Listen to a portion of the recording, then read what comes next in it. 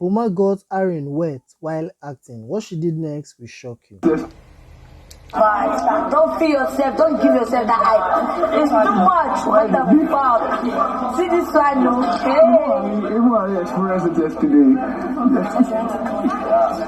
You would say that, but you went to the bathroom a couple of times. Ask them.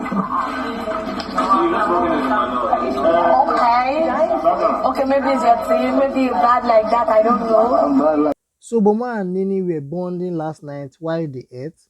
Then Boma revealed something that happened to him back in Film Academy, when someone said he always leaves any girl he acts with running to the bathroom to wash up because they got horny while acting with him.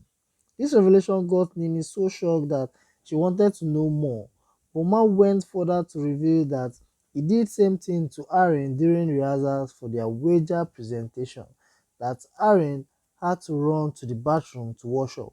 This blew Nini's mind so much that she couldn't hold it anymore than to acknowledge that Boma is bad like that.